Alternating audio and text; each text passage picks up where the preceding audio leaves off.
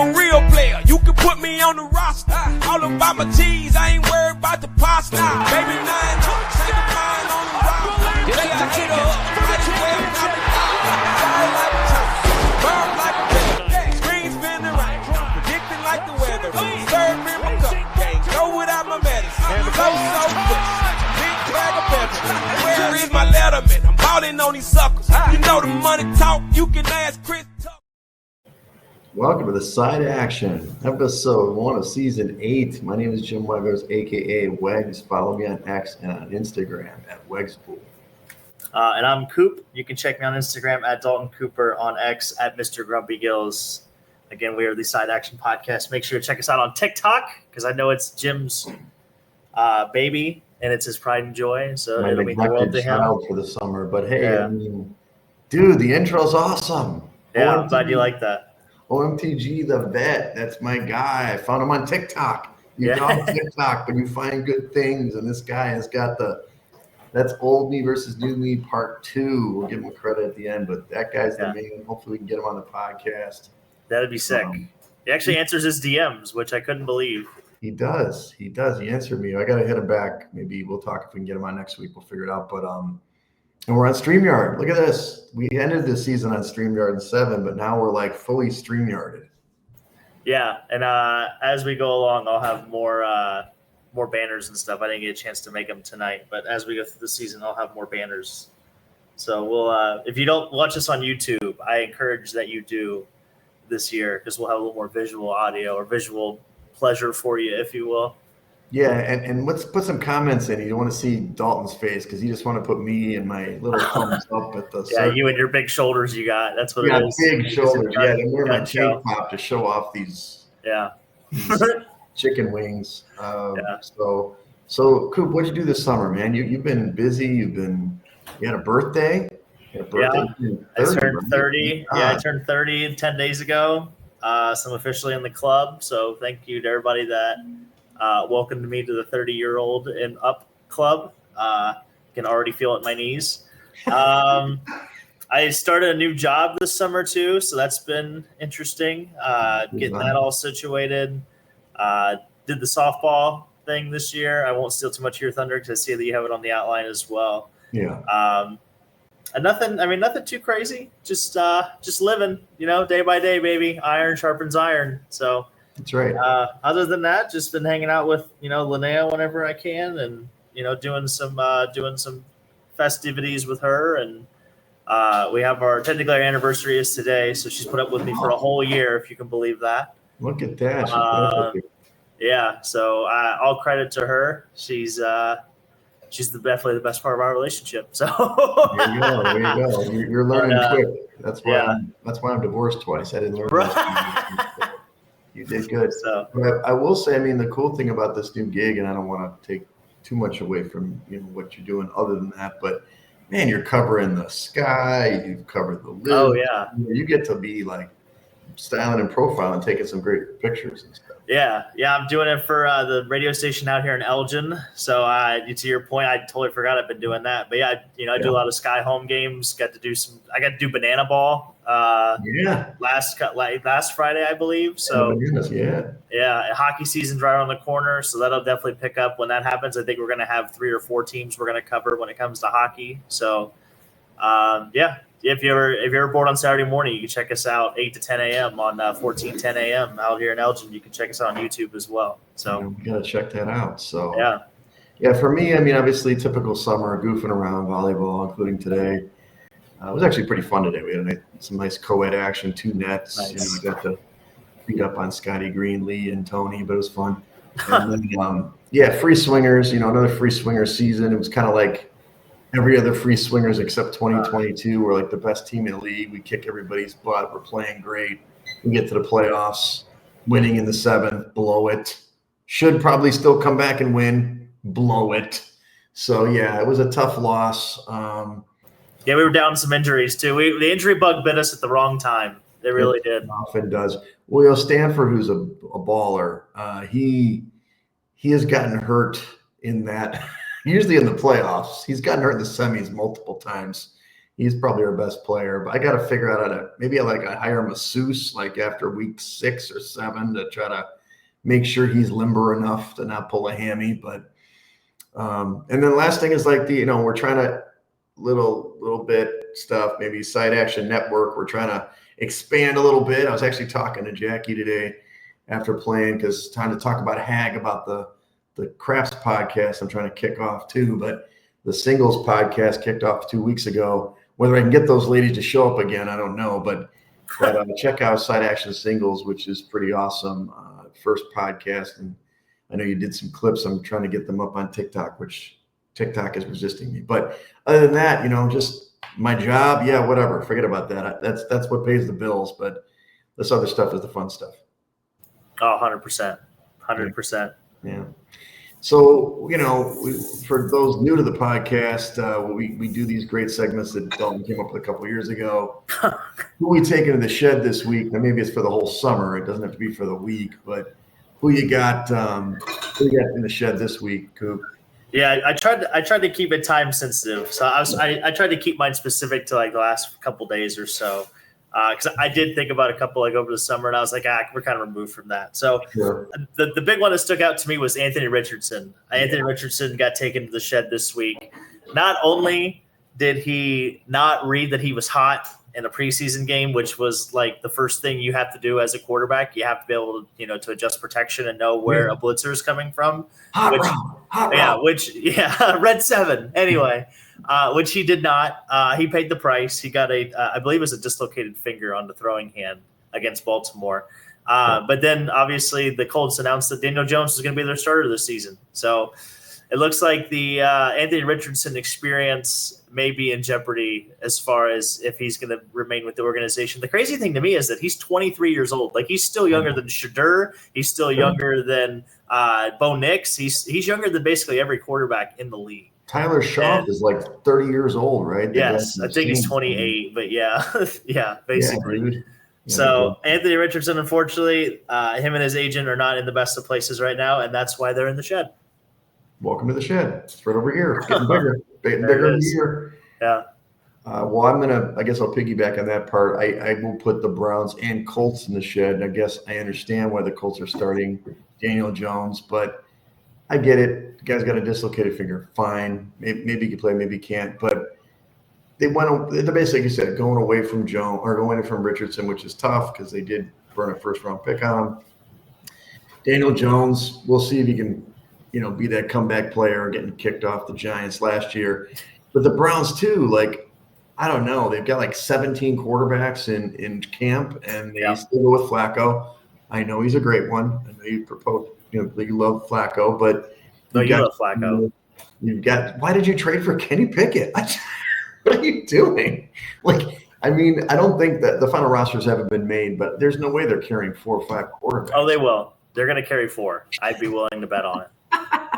They've only got like 2 running backs. That's all you need to go in the season. But yeah, I'm putting both those teams in the shed. I don't understand what they're doing exactly, but I'm kind of rooting for Jones in a way, but I was a Richardson guy. I drafted him in fantasy a couple years ago. I mean, he can chuck it. He just can't hit the short throw. He can really chuck it. He can throw it 60 yards. Great. He just can't. Yeah, we'll see if spending any time in Minnesota helped out his career too. That's what I'm really curious to see. Yeah. I heard a weird stat about Jones, not to get an aside, but like he had like when you look at a list of people that threw for like 3,000 yards and ran for 700 yards, it's the likes of Josh Allen, Lamar Jackson, and Daniel Jones. It's something doesn't fit in this pattern. So, all right, well, let's flip it. Club dub. Let's get positive. Did you not do your other shed? You had another shed. Did you want to do that one? Oh yeah. I can't forget about. Because I was curious to hear about this. Yeah. So okay, I could go on for a whole podcast about this. The AVP. So the professional volleyball, beach volleyball group, which I really have loved over the years. Brandy Wilkerson doesn't know she's going to be my next wife, but she's there. But they changed to a league. They did it at the end of last year. There's a league this year. The league championship is here in Chicago next week. But this is a goofball thing. The big open in Chicago used to be, 3 days of amazing volleyball, tons of matches. You could be at the outer courts and basically go there for free, maybe sneak in some drinks and have a great day. Now they're going to have 2 days. On Saturday, there's only 4 matches. You're paying $45 to see 4 matches. And you have to only be in the main. There's only one main stadium because there's only 4 matches. And then on Sunday, because this is the league championship, they're basically inviting the top 1 through 6 teams. 3 through 6 are playing to get to 2 spots. Then they're going to have the semis on Sunday, finals, and then 3rd place games. So there's 6 matches on Sunday with the men's and women's. But they're screwing people. And it's not just the dollars. It's like they don't know how to monetize this league. It's really stupid. And I feel bad because I was in Hawaii, obviously, last year a lot. Talked in a buddy to come, and he doesn't know any better, thankfully, but he's coming to Chicago, first time to see Chicago, been to Chicago, first time ever, and he's going to go to the AVP. We got tickets both days. And to me, I'm like, this kind of sucks compared to what we used to get. But so yeah, AVP league, you're in the shed. Yeah. Let me and Arpan run it. We were discussing on Saturday. We could run it. Give me a shot. Yeah, I mean, it couldn't get any worse, could it? I mean, honestly. As long as you don't take away the big inflatable volleyball they have for photo opportunities, I think we're doing okay. The other thing that's cool about Oak, where they do it at Oak Street, is like you see the players that like go in the water, like we do. We get hot to go in the water and come out, and then they come out in new suits because Brandy's a goddess and all that. I will see Brandy. I'm only going for Brandy, obviously. So if she gets eliminated day 1, I'll be like, listen, Jeff, I know you came all the way from Hawaii to see this. I'll see you. See you later. We'll catch up after the matches. Oh boy. All right, you're good. Thanks for catching that. So, okay, club dub, positivity. Let's turn it around. You've got kind of a major club dub one here who the guy is kicking butt. Oh, yeah. What are we going with, your guy? Yeah, I wanted to keep it a little relative in time as far as that goes. Club dub was almost very extensive, but I narrowed it down to one human, and that is Scotty Scheffler. He isn't club dub. He's coming off a BMW championship win, which is the way he came back in that tournament was pretty cool, chipping in on, I believe it was 17, or really like the trademark moment of that tournament. But since March 1st of 2024, Scotty Scheffler has a better winning percentage at 41% than the following teams: the 49ers, the Panthers, the Bears, the Saints, the Jets, the Jaguars, the Patriots, the Raiders, the Browns, the Giants, the Titans, White Sox, Rockies, Portland Trail Blazers, 76ers, Pelicans, Nets, Raptors, Hornets, Wizards, and the Utah Jazz. Scotty Scheffler has a better winning percentage than all of those teams, which is just insane. Yeah, like he's entering the Tiger stratosphere in some regards. He's never going to be Tiger. It's very unfair to compare the two, but he's definitely achieving things we haven't seen in a long time. Well, and he going into the final. This is the finals this week, right? And he's tied for second right now, or he's in second. I think he shot 700 today. He's +1. He was +150 to win it. The next guy in the odds is like +750. So he's like, he's like a shoo-in, more or less, in golf terms. I mean, yeah. So he's just the man, dominating, and he's great. He's great. Yeah. He also appeared in Happy Gilmore too. I don't know if you saw that. He was in there. It's pretty funny. He kind of made fun of himself being, he was arrested and all that stuff. Yeah. Nice little poking fun at himself. So, well, you mentioned it before at my club dub, and there's got to be plenty of room because seems like this roster gets bigger and bigger. The Savannah Bananas, baby. They came to town last week. You covered them on Friday. They were here also on Saturday. They did something that the White Sox haven't been able to do in probably like 8 years, and that's sell out the, I don't know if it's G-Rate or Rate Stadium now. And they did it 2 nights in a row. I mean, I guess if I could do a backflip catching a fly ball too, I might get some people to show up. But those guys are awesome. I love it. And they had Przinski, and they had Mark Burley. They had Konerko. So I guess they were just for that event. But it's a really cool thing that they put together. Yeah, no, it's good. It's fun for the entire family. And they do, it's kind of like a minor league game where they have entertainment in between innings and stuff like that. But can confirm the ball they play with is like a regular baseball. I got hit like one of the balls off the net came down. I tried to kick it, like kick save with my foot. took it right to the ankle. Ooh. And I did not feel good. But yeah, no, great time. Saturday was a little tough. I didn't go Saturday, thank God, because it rained and people just got dumped on. But yeah, no, great time. If the Bananas come to your town, great organization. The players are awesome. They're very like down to earth.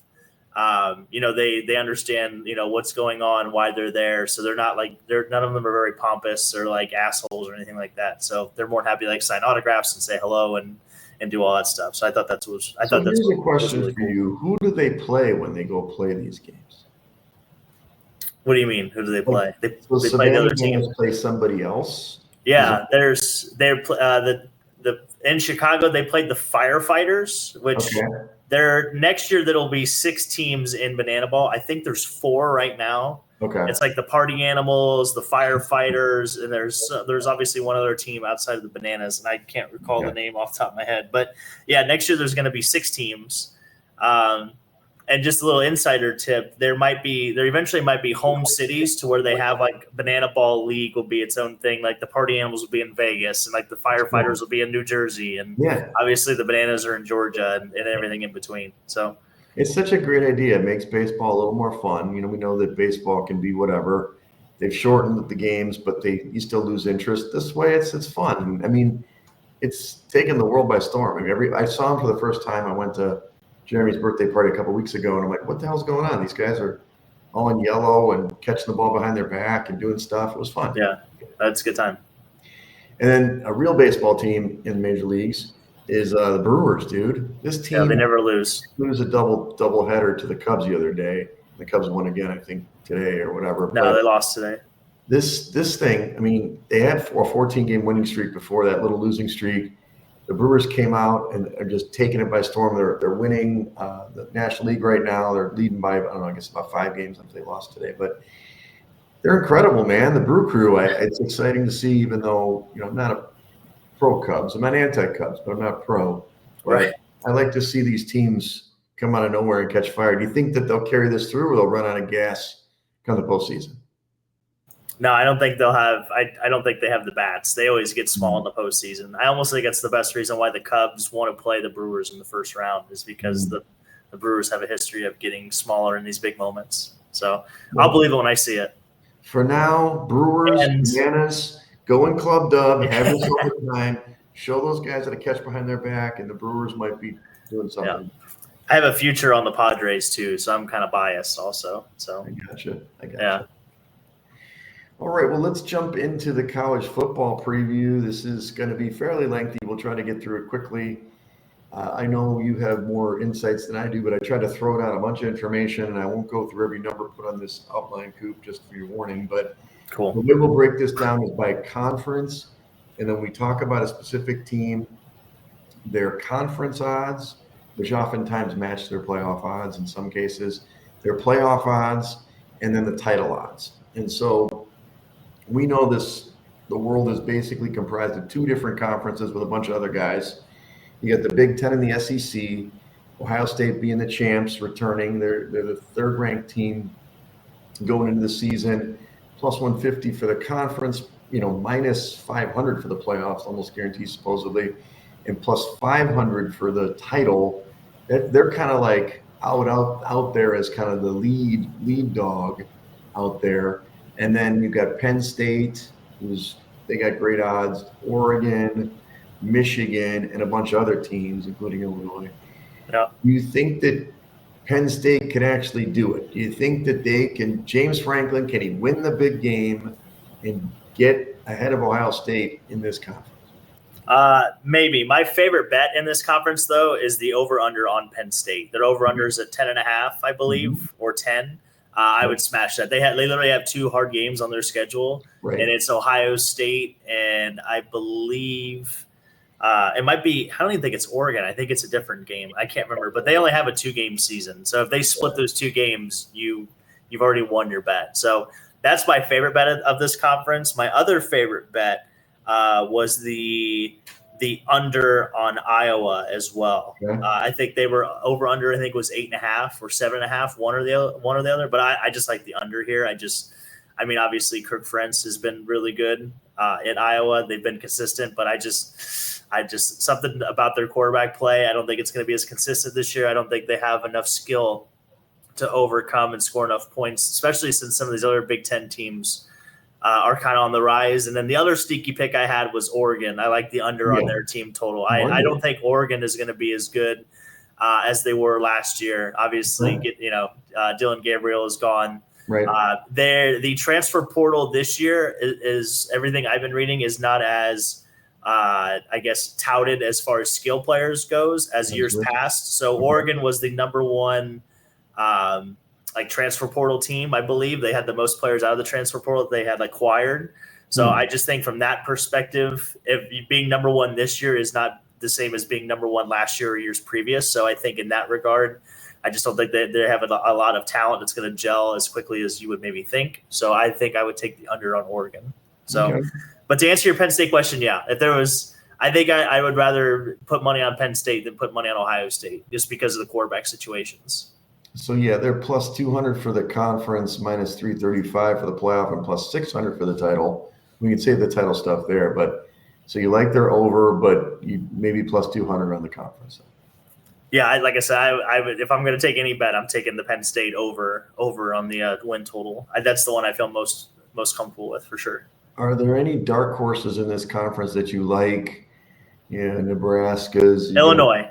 Illinois is the only one that I would maybe venture a guess on as to I could see them being a playoff team. I could see them squeaking in and being a playoff team. So they're going to play good defense this year. Yeah, I was going to say they 5-1. I like the odds. They do have a little bit of a tougher schedule. They got USC early on, which I think is going to be a good measuring stick game because we don't know what USC is necessarily going to be. Is going to be. So we'll see. But as far as dark horses, that's probably where I would lean. Yeah. And you could maybe UCLA is interesting, but they're out their top 3 wide receivers right now, and I don't think their best wide receivers are going to be back until October. So I can't get behind it. So I would say Illinois if you had to put a gun to my head. Okay. So you don't like Dylan, what is the name? Dylan Raiola in Nebraska? Nah, I mean, Nebraska's going to be okay, but I'll believe when I see it. So right now you're thinking Ohio State, Penn State in the playoff, maybe Illinois sneaks in. Yeah, I could see Illinois sneaking in because they're doing 12 teams, right? Yeah, I could see Illinois sneaking in. Is it 12 this year? Oh, Jesus. Okay. I did some math wrong. My bad. And then the SEC, of course, is the other, gigantor conference. You got tons of ranked teams. You got, 6 ranked teams, 8 ranked teams in this. 9, I'm sorry. Goddamn. So Texas is the number 1 ranked team. They've got Arch Manning. Obviously, he's the big talk. They're plus 300 for the SEC, minus 400 to make the playoff, and plus 650 for the title. You get the likes of Alabama, Georgia, and LSU in the top 10, and then you've got other teams like A&M, Ole Miss, Florida, South Carolina, and Oklahoma in the top 25. So it seems like this year the SEC has quote-unquote better teams than the Big Ten. We'll see how that plays out. Do you see anybody outside of Texas to win this conference? Oh, yeah. Yeah. I love Alabama this year. Really? I do. Yeah. Kalen DeBoer's he figured it out. Their over under is at 9.5, I believe, is their season over, and I'd hammer that over 100%. Yeah, 100%. I think just another year, and plus everything I see from Alabama fans is just negativity, and that usually means that their team's actually probably pretty good. They're just very pessimistic about it. So, I like Alabama. They're my dark horse to win the national championship. Wow. I think 800. I think that's good value. I think it's good money as well. The only thing I worry about too is when they make the bracket for the 12 teams, if they're going to pin the same teams in the same conference against one another, that way they don't have 2 SEC teams in the championship if they can, obviously avoid it. But I think that's what we're destined for at the end of the year. I think we're destined for an SEC championship game for the college football playoff. So, I love Alabama. Obviously, Texas is good. Georgia's good. I'm a little hesitant on LSU just because I believe they're replacing 3 starting linemen or 4 starting linemen from last year. Okay. Which obviously continuity on offensive line for any football team is always a question, and it's always a weakness if it's not, ready to go. That could be literally the detriment of your own team. So I'm a little worried on there. I don't know how to feel about Auburn. Auburn has literally 3 different quarterbacks and 3 different call players and or play callers, and I'm just not sure if you have 3 quarterbacks, if you actually have one.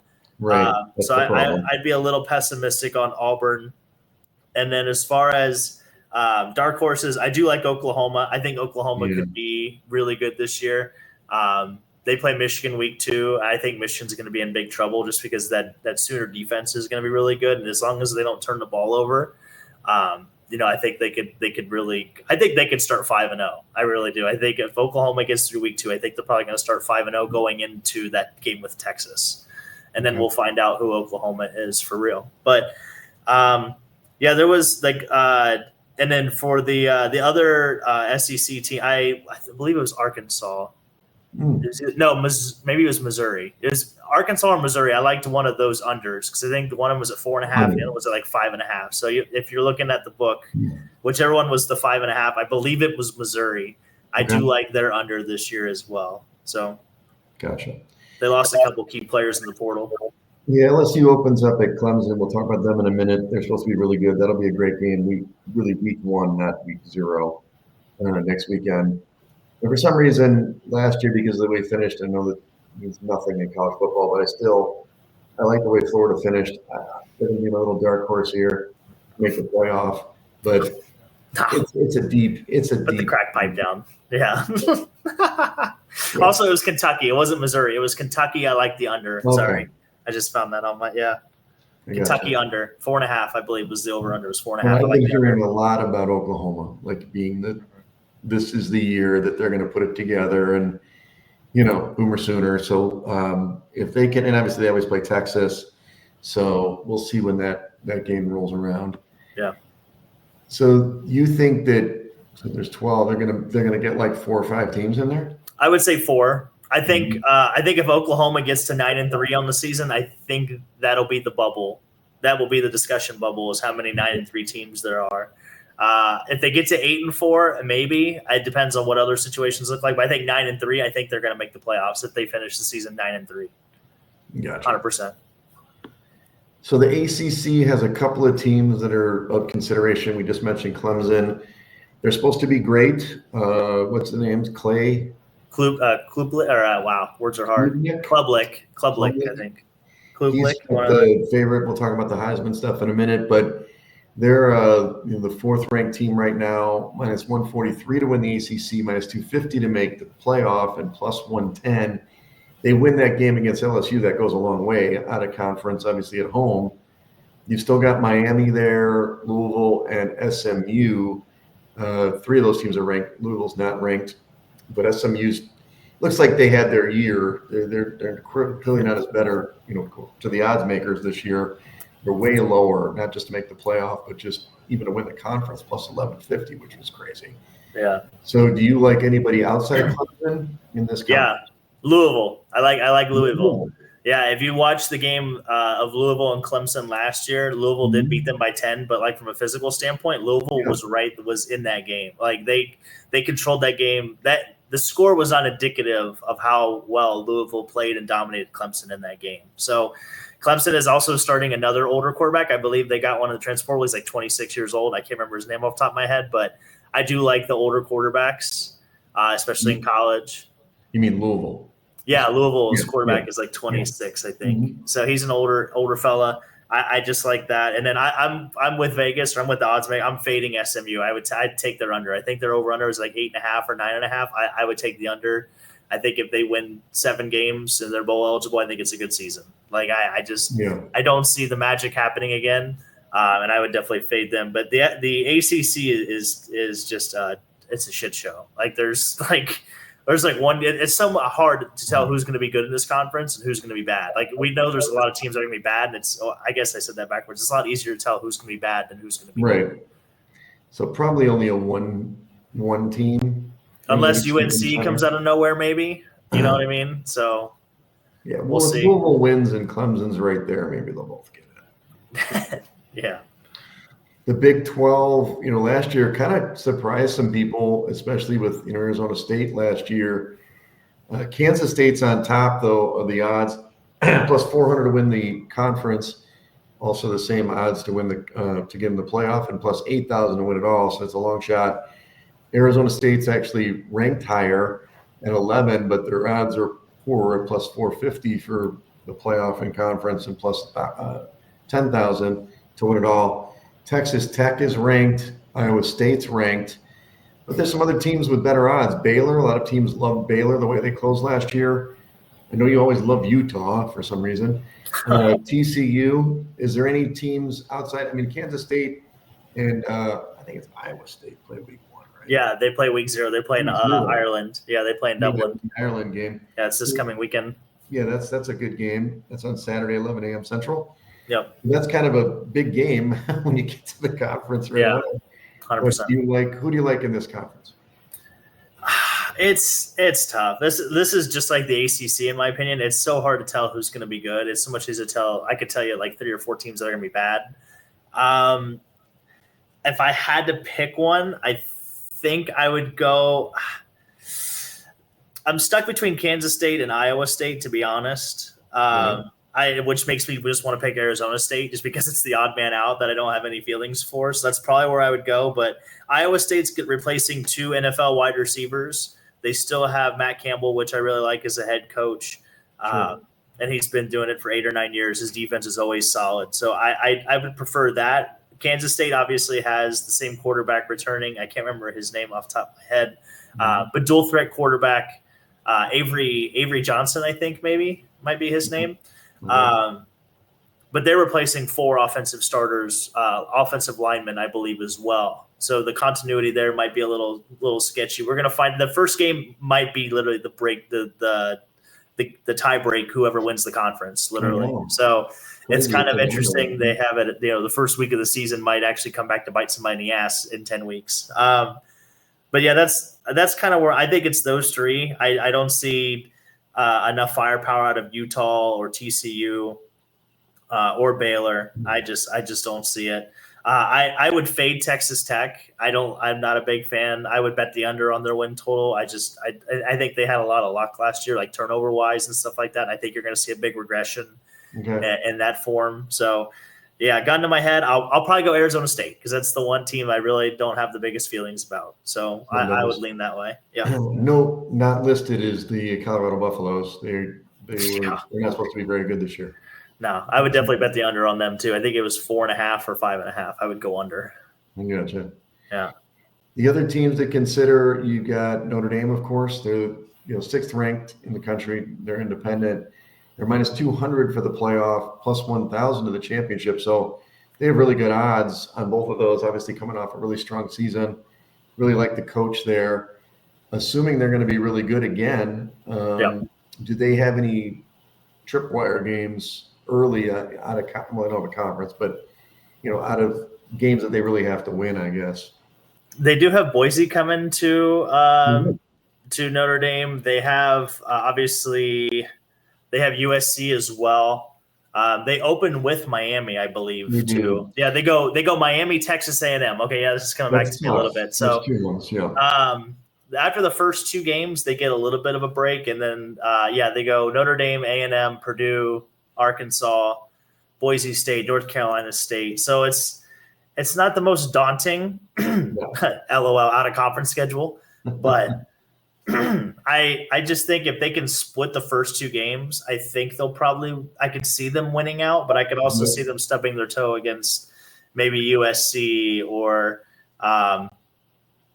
maybe a Pittsburgh or somebody, because they always have one stinker. Like they got beat by Northern Illinois last year. So but yeah, I could definitely they'll probably be in the playoff again. I think it's a better chance they make the playoff than they don't. If they don't make the playoff, it's probably could have catastrophic injuries to somebody or some group of if they get past USC and they have 1 loss, I mean, they got Boston College, Navy, Pitt, Syracuse, Stanford, please. Yeah. They're gonna roll. So yeah.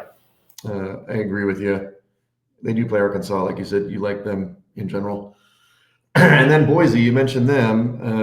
They're ranked. They're top they're the 25th, and they usually dominate the Mountain West, but they do play a little tougher schedule, which is good with Notre Dame. They got to play that game well.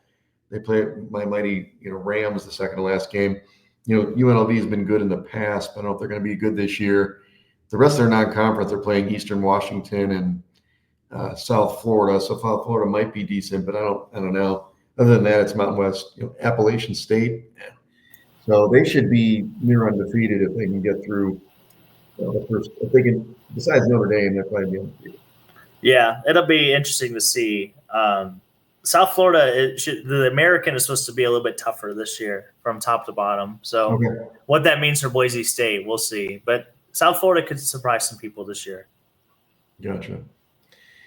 So let's talk about some awards before we get into kind of playoff stuff. You talk about Cade Klubnik, because his name, Klubnik, at plus 700 for the Heisman. You got Arch Manning plus 700 too.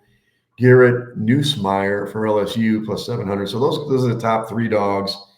You got Jeremiah Smith plus 1,000, the wide receiver. We'll come back to him in a minute. Drew Aller at plus 1,500, and Carson Beck, who's now in Miami, at plus 2,000.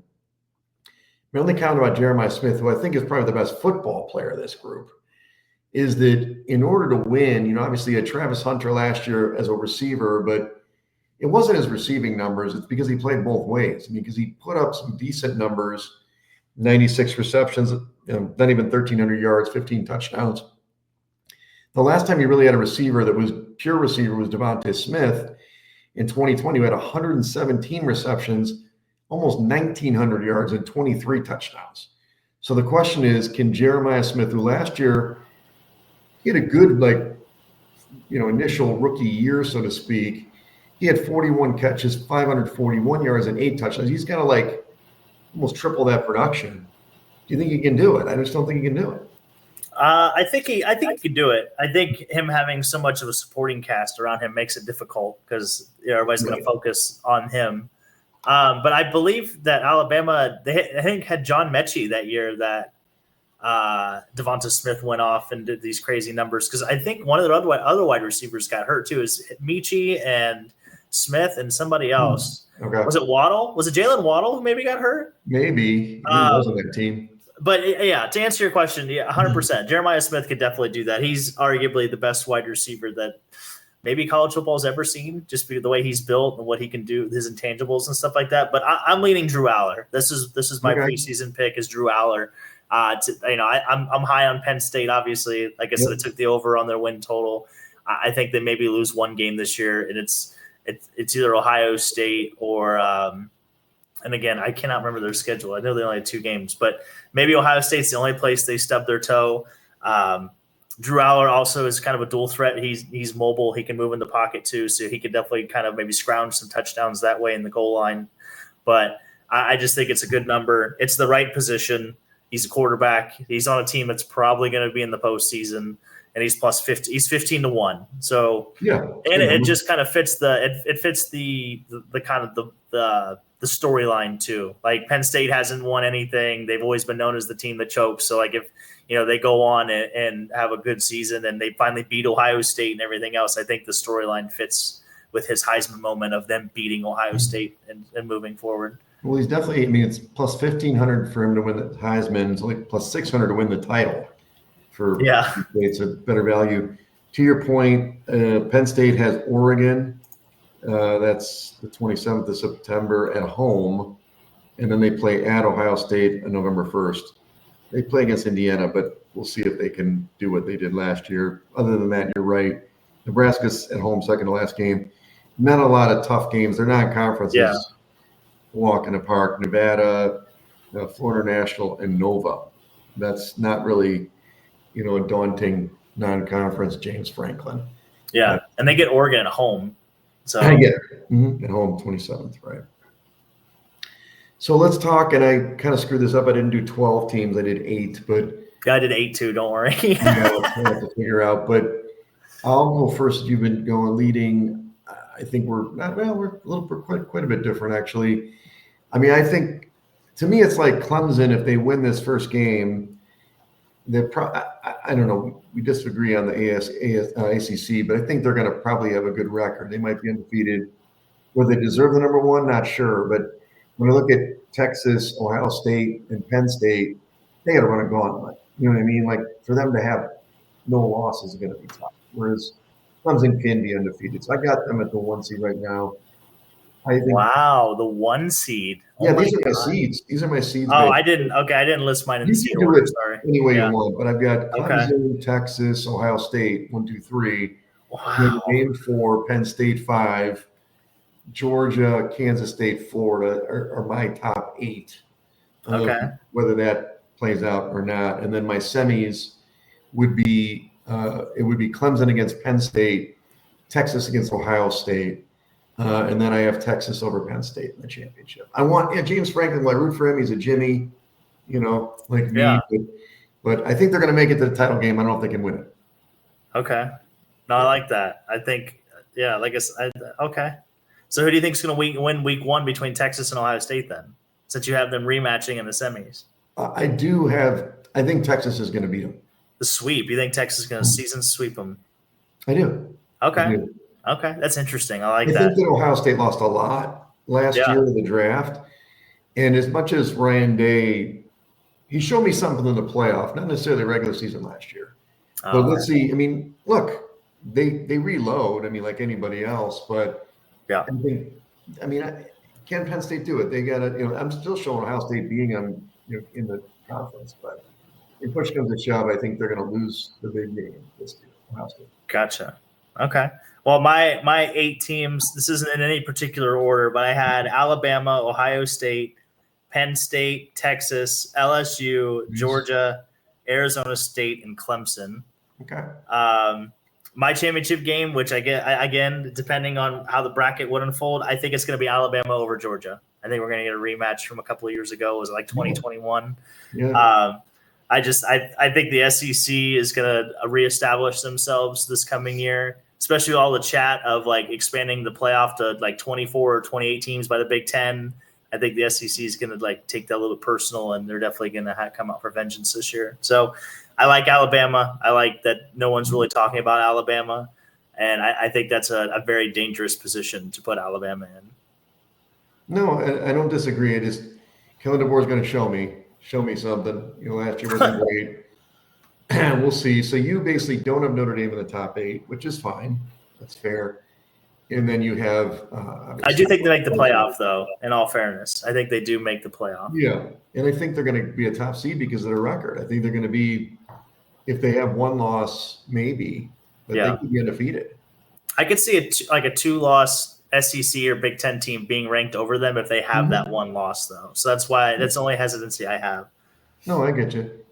But all SEC, I do have the SEC still winning in Texas, but Penn State. So exciting. Yeah. Not that far off. I don't feel that. That's subject to change. That is subject to change. I will tell you that right now. To change, right? Week over week. Oh, yeah. Well, good. So what do you got going this weekend? This weekend, we are doing a fishing trip on Saturday in Lake Geneva. We have some other festivities planned as well on Saturday. You're not doing the swerve? No, unfortunately not. We're doing an anniversary trip, if you will. Oh. Is it secret? Part of it, yeah. Okay. Part of it is. So, and we have so many listeners that it's going to ruin it. But yeah. Yeah. But other than that, nothing crazy. I think Sunday is going to be a rest and recharge. And as far as like the next week, nothing. I don't think anything too crazy is going on. Anything I could think of. I think we're going to do a Kane County game maybe next week at some point, maybe Wednesday. But yeah, just the world keeps moving. Nice. Yeah, I'm going to be sad to miss everybody on Saturday though. So I'll miss you. Me too. I'm not going to be. I got the fantasy draft. I go up to Fox Lake tomorrow with the crew. It's great. The Borkowskis host us. It's a very nice place. They have a beautiful home, pool, whatever. So the draft kicks off around 1. We'll see if I can rush back to do the finals, but I'm going to do my best. I did rent a car, so I'll be mobile, but not sure I can get back on time. And then Sunday's kind of wide open. So yeah. Well, if you're ever opening that league, you let me know. yeah, that one. It's like a married couples league kind of thing. And oh, nice. Which you fit right in with. Yeah. So it's a 14-team league. It's brutal. I'll be launching my top 150 tomorrow for the drafts if you want that on Wegs Pool. But, nice. We'll plug. But, well, good, man. Well, I forgot if we talked at the beginning. Follow us at Side Action Pod on X. Oh, yeah. Podcast on Instagram. Follow me at Wegs Pool on X and on Instagram. Hey, let's get some followers, get some likes, get some comments. Subscribe. Subscribe. Do what you got to do here. Yeah. And we're not begging. We're asking. It's different. Yeah, just a friendly request. Just a reminder. Yeah, absolutely. Well, I'm Coop. You can check me on Instagram at Dalton Cooper and on X at Mr. Grumpy Gills. Make sure to check us out at Side Action Pod on TikTok to get all of your side action consumption, which that might be another podcast. I like that name, Side Action Consumption. But anyway. All I got to tell you is there was a comment of the Side Action Network expansion, and we discussed obviously the singles one. I talked about the craps one. There's another one that I can't mention on the air. Okay. You have to look at the comment. Top secret. Yeah. It has to do with people you can meet in Vegas that you pay to spend time with. Nice. That was Jackie's suggestion. I was like, what, Jackie? Okay. I mean, it is side action if you think about it. A lot of side action going on. Fair enough. All right, everybody. Take care.